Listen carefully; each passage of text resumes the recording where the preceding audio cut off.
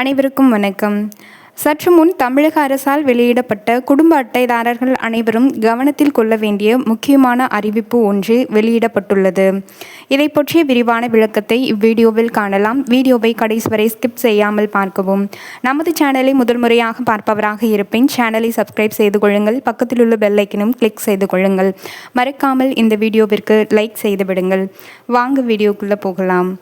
தமிழ்நாட்டில் உள்ள அனைத்து ரேஷன் கடைகளிலும் பொது விநியோக திட்டத்தின் கீழ் இலவசமாக அரிசி, மானிய விலையில் சர்க்கரை, பருப்பு, கோதுமை, சமையல் எண்ணெய் உள்ளிட்ட அத்தியாவசிய பொருட்கள் மலிவு விலையில் வழங்கப்பட்டு வருகின்றன. ஆனால் இனிமேல் இந்த பொருட்கள் தொடர்ந்து கிடைக்க வேண்டுமானால் குடும்ப அட்டையில் பயோமெட்ரிக் முறை எனப்படும் EKYC எனும் கைரேகை பதிவு செய்வது அவசியமாக்கப்பட்டுள்ளது. குறிப்பாக இதில் ஒரு குடும்பத்தில் உள்ள அனைத்து நபர்களும் தங்களது கைரேகைகளை பதிவு செய்வது அவசியமானது. தகுதியான மக்களுக்கு மட்டுமே அரசு பொருட்கள் சென்றடைய வேண்டும் என்பதற்காகவும், தகுதியற்ற போலியான ரேஷன் அட்டைதாரர்களை கண்டறிந்து நீக்குவதற்காகவும் இந்த நடவடிக்கை அமல்படுத்தப்பட்டுள்ளது.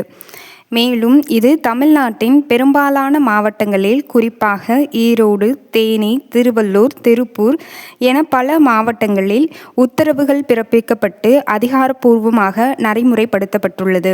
வருகிற ஜூலை 31ஆம் தேதிக்குள் இந்த கைரேகை பதிவை முடிக்க வேண்டும் என்பதில் அரசு தீவிரமான நடவடிக்கைகளை மேற்கொண்டு வருகிறது.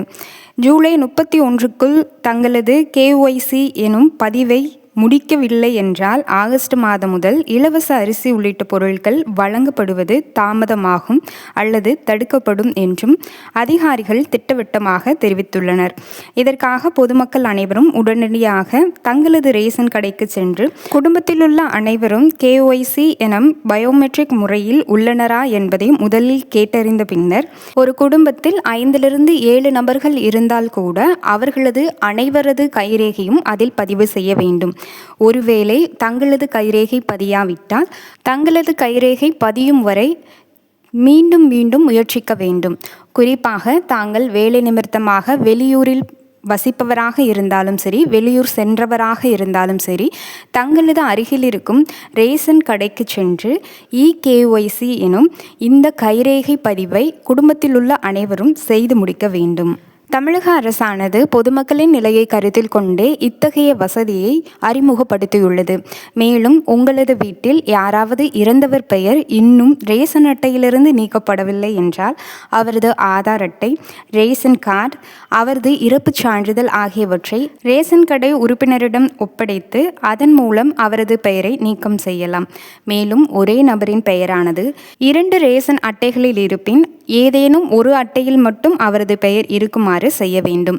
இன்னொரு ரேஷன் அட்டையில் இருக்கும் பெயரை நீங்களே நீக்கிவிட வேண்டும். இல்லையேல் ரேஷன் அட்டை சரிபார்ப்பின்படி உங்களது பெயர் தகுதியற்றவர் என நீக்கப்படும்.